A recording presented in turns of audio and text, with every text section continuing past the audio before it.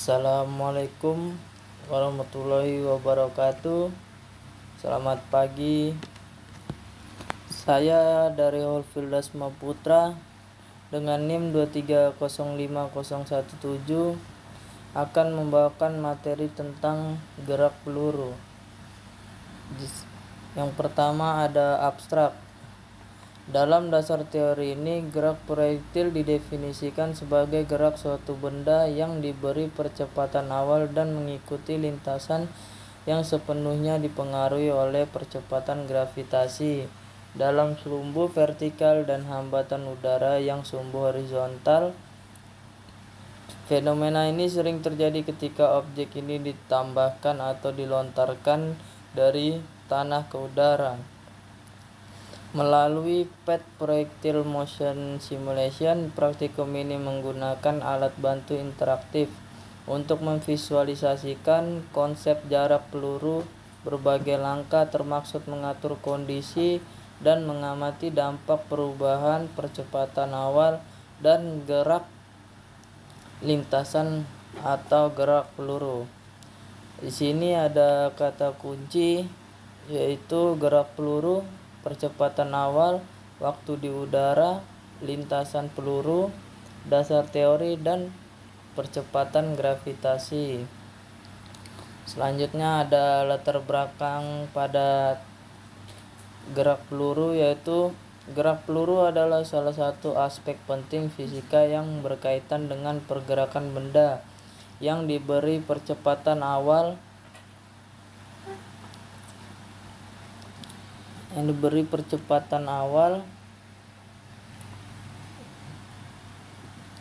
dan mengikuti lintasan tertentu. Istilah ini mengacu pada gerakan suatu objek yang terutama dipengaruhi oleh percepatan gravitasi dalam arah vertikal dan hambatan udara pada sumbu horizontal. Gerak peluru atau gerak parabola merupakan suatu jenis gerakan di mana pada mulanya benda diberi percepatan awal lalu bergerak. Gerakan benda sepenuhnya dipengaruhi gerak gravitasi. Dalam pembahasan gerak peluru, diidealkan agar gerak dapat diamati dan dipelajari secara mudah.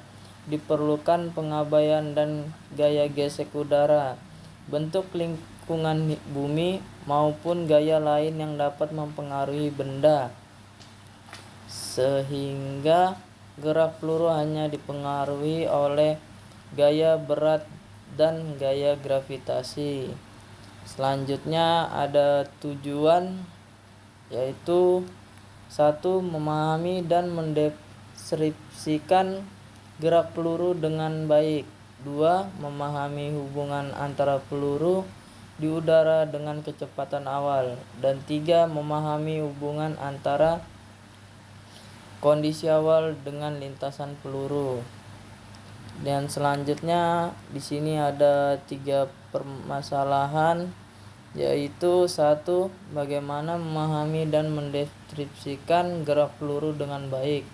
2. Bagaimana memahami hubungan antara waktu peluru di udara dengan kecepatan awal.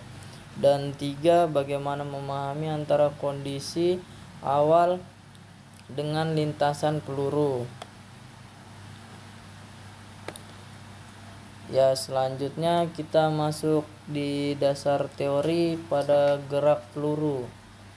Suatu benda dikatakan gerak peluru jika benda tersebut mempunyai grafik parabola. Contohnya gerak bola yang ditendang oleh seorang pemain bola ke tengah lapangan akan membentuk lintasan yang menyerupai parabola.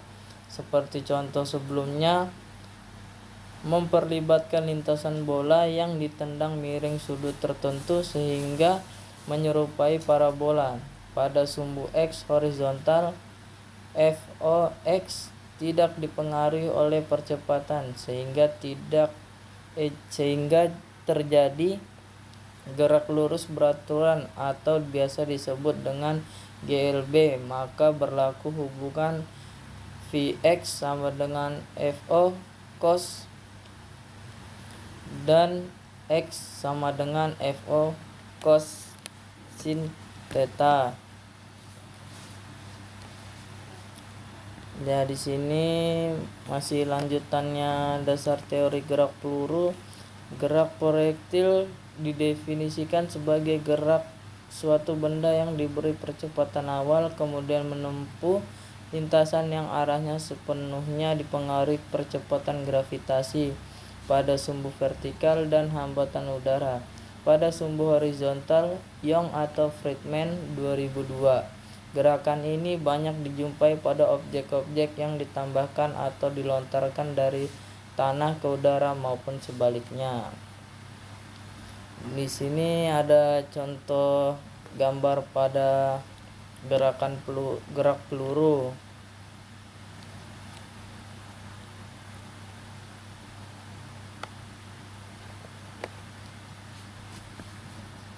Ya, selanjutnya di sini ada rumusnya, yaitu AX sama dengan Fx per M sama dengan 0, AY sama dengan Fy per M sama dengan negatif Mg per M sama dengan negatif G. Selanjutnya ada metodologi, yaitu di sini ada langkah-langkahnya. Yang pertama, buat link pad, terus selanjutnya klik seperti yang ditunjukkan oleh gambar. Yang ketiga, tempelkan penggaris pada titik 0 sejajar dengan bagian bawah pegas. Yang keempat, berikan redaman pada pegas dan atur skala konstanta pegas sesuai instruksi. Yang kelima, pilih slow and displacement. Di situ ada 2, displacement dan natural lag. Yang kelima, untuk mengubah massa gunakan bilah geser di bagian atas. Atur variasi massa sesuai instruksi. Yang ketujuh, gantungkanlah benda pada pegas lalu tarik tabung itu sedikit ke bawah dan kemudian lepaskan. Dan yang ke-8, catatlah waktu yang diperoleh untuk 10, 20, dan 30 getaran. Petunjuk besaran amplitudo sampingan sebaiknya hampir sama selama getaran itu sama. Selanjutnya di sini ada alat. Alat itu dalam praktikum ada 2, yaitu link pad dan laptop. Selanjutnya prosedur kerja. Prosedur kerja di sini memiliki 8 poin. Yang pertama, 1. Buka link simulasi pad. 2. Kliklah seperti yang ditunjukkan oleh gambar. 3. Tempatkan penggaris pada titik 0 sejajar dengan bagian bawah pegas. 4. Berikan redaman pada pegas dan atur skala konstanta pegas sesuai instruksi. 5. Pilih slow and displacement natural lag. 6. Untuk mengubah massa gunakan bilah digeser ke atas. Atur variasi massa sesuai instruksi. Gantunglah benda pada pegas lalu tarik tabung itu sedikit ke bawah kemudian lepaskan. Dan selanjutnya ada pengolahan data. Di sini ada data 1, data 2, dan data 3. Di data 1 FO-nya 5 sampai 20 meter per second. Di sini deltanya ada 40 derajat, meternya 16 kilo dan diameternya 0,40 meter. dan gravitasinya 9,81 meter per second. Dan data 2, FO nya 16 meter per second dan deltanya 40 derajat, meternya 10 sampai 20 kg dan diameternya 0,40 meter. Gravitasinya 9,81 meter per second. Dan data 3, FO nya sama dengan 16 meter per second, deltanya 40 derajat, masanya 16 kg, diameternya 0,30 sampai dengan 0,40 meter dan gravitasinya 9,81 meter per second. Ya, di sini ada grafik-grafiknya yang memiliki ada 7 grafik. Sini ada 3 dan ini ada 2 dan ini ada 2. Dari pengolahan data tersebut dan akan dibuat grafik seperti ini. Ada 7 macam. Dan selanjutnya pembahasan.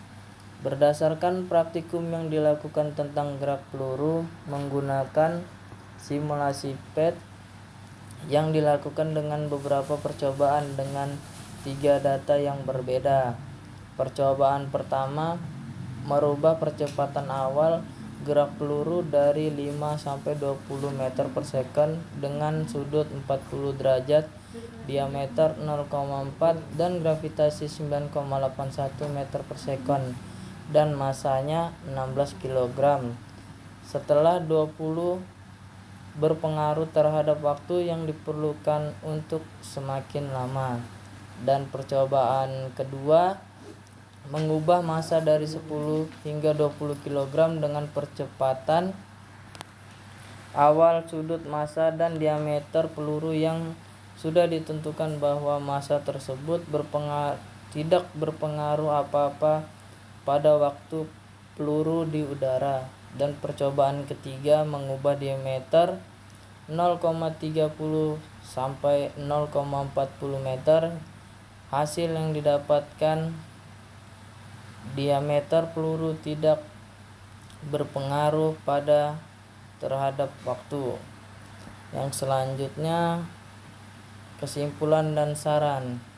Kesimpulan, dari percobaan yang telah dilakukan menggunakan simulasi PET, kita dapat pahami bahwa kecepatan awal sangat berpengaruh terhadap waktu.